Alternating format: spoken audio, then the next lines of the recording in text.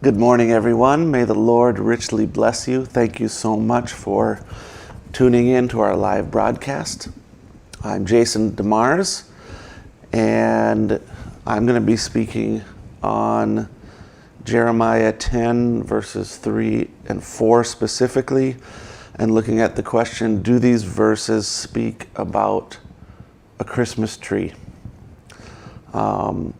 This is a controversial subject, and I want to address it with you today. But before I do that, just remind you, if you have any questions, prayer requests, or testimonies, please let me know at jasondemars.com or on any social media platform you're listening on. Make sure to share our videos and podcasts,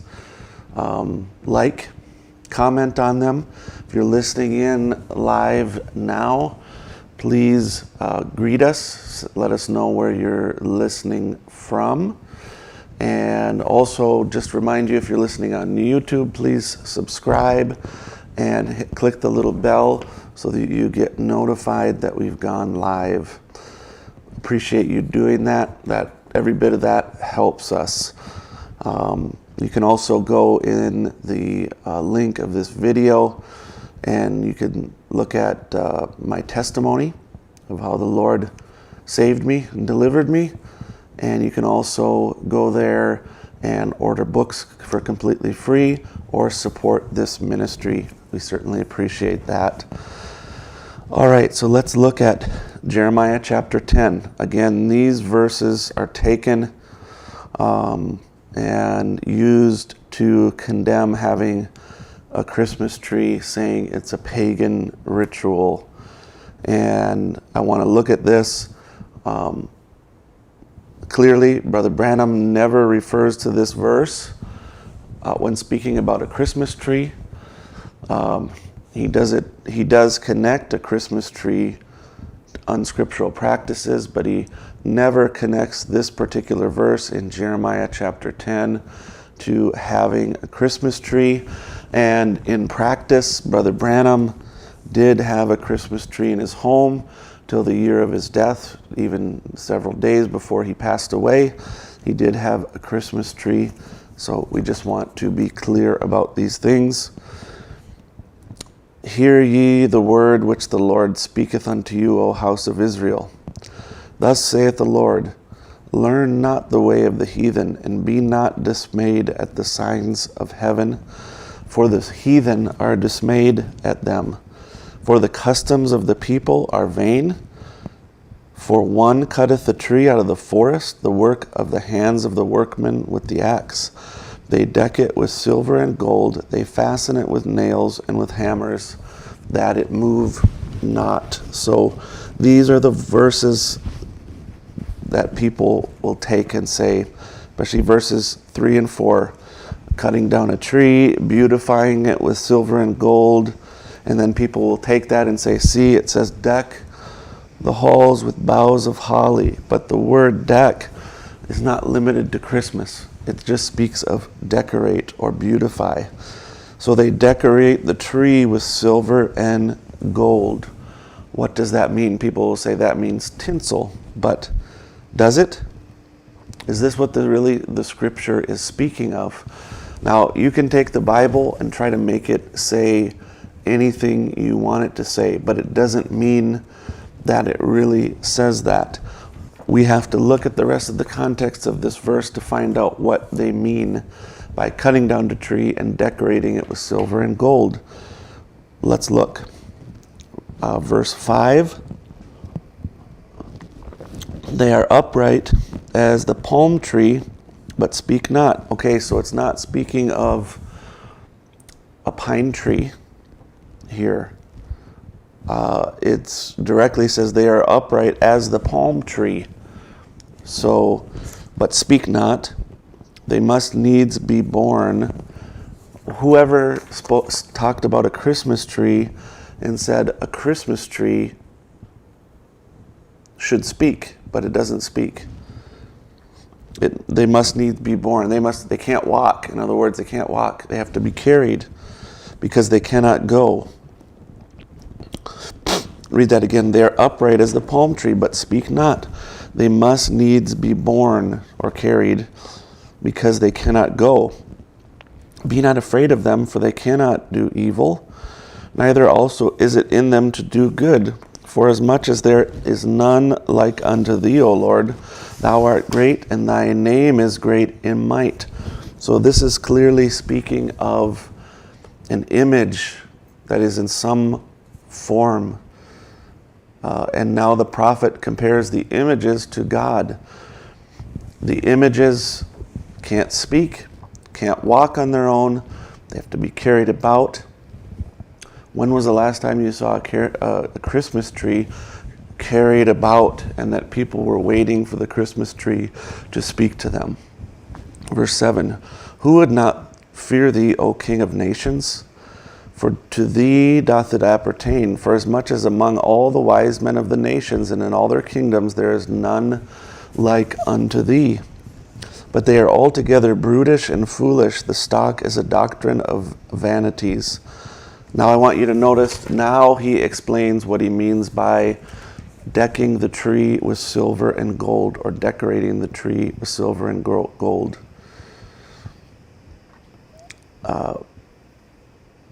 But they are, verse 9, silver spread into plates is brought from Tarshish, and gold from Uphaz, the work of the workman, and of the hands of the founder. Blue and purple is their clothing. They are all the work of cunning men. So here we see silver and gold is spread into plates, and it's used to cover the idol that is carved. So this is a gold or silver plated idol. And then it says covered with blue and purple. This is speaking of the clothing of royalty. So they build the idol out of wood, then they gold plate it, and then they clothe it with purple and blue, the clothing of royalty. This is not speaking of a Christmas tree. This is speaking about idols crafted by men, not decorated pine trees. Verse 10, but the Lord is the true God. He is the living God and an everlasting King. At his wrath the earth shall tremble, and the nations shall not be able to abide his indignation. Thus shall ye say unto them, the gods that have not made the heavens and the earth, even they shall perish from the earth and from under these heavens. He hath made the earth by his power, he hath established the world by his wisdom, and hath stretched out the heavens by his discretion. When he utters his voice, there is a multitude of waters in the heavens, and he caused the vapors to ascend from the ends of the earth. He makes lightnings with rain, and brings forth the wind out of his treasures. Every man is brutish in his knowledge. Every founder is confounded by the graven image. For his molten image is falsehood, and there is no breath in them. They are vanity in the work of errors. In the time of their visitation they shall perish. The gods that are being spoken about in this chapter will be destroyed by the voice and power of God. Again, the reference is to a graven image covered by beaten gold and silver, a molten image, not a Christmas tree.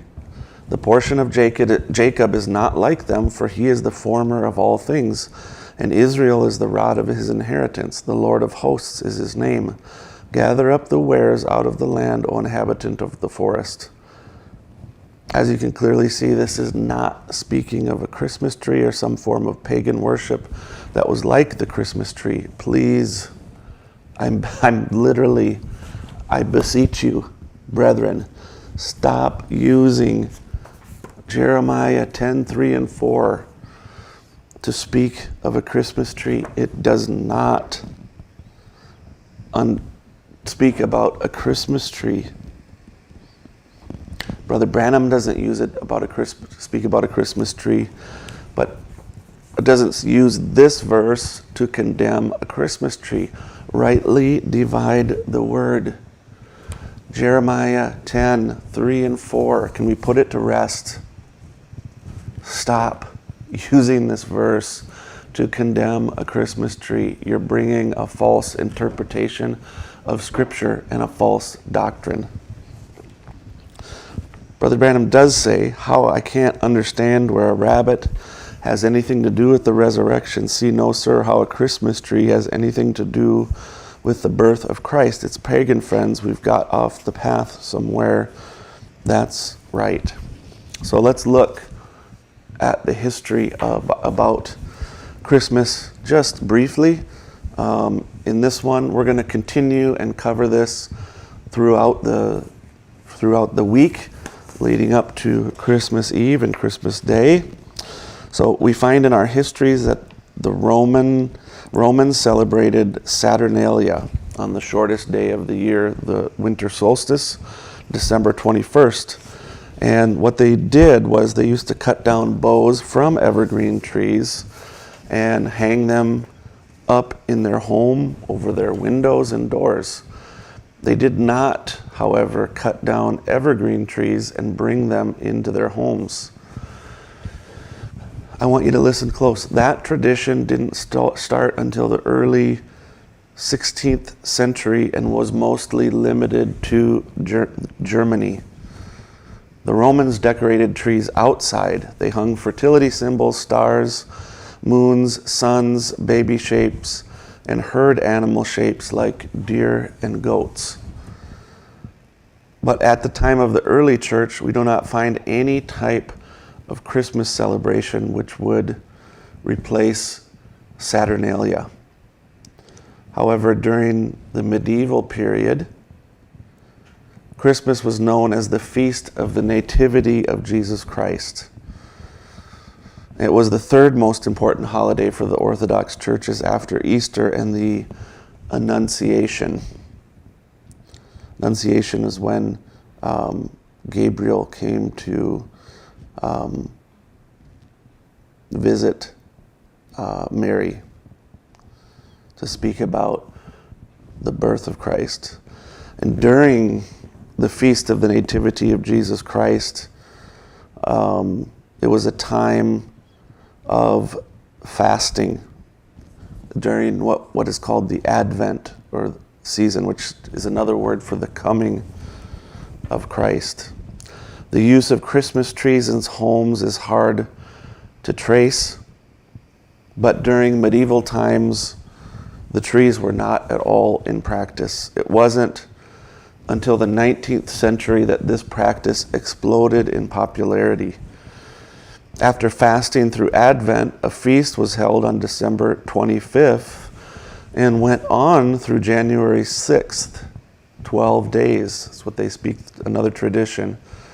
12 days of Christmas, they say. And another tradition that was held was that children traded places with parents and leaders so that things went upside down, so to speak.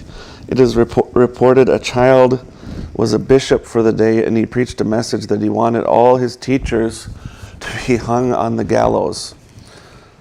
It seems that the traditions of Christmas that have gained popularity around the world in the last 100 years are from a combination of feasts and celebrations in the month of December. I'm going to stop there. We'll continue and talk about where the traditions of St. Nicholas and so forth came from in further episodes. Just to bring a conclusion regarding a Christmas tree, Jeremiah 10 is not speaking about a Christmas tree, has nothing to do with Christmas tree. It's speaking about an idol. However, regarding Christmas trees, the place that we trace back this tradition to is actually Martin Luther. I'm going to talk about it in tomorrow's episode. So if you have any questions, prayer requests, or testimonies, please let me know. You can contact me on any social media platform that you're listening on or at jasondemars.com. Remember, we have free resources and materials. You can order them for free. They're shipped for free. If you wouldn't mind, please share this video, like this video, subscribe on YouTube. We sure appreciate that. May God bless.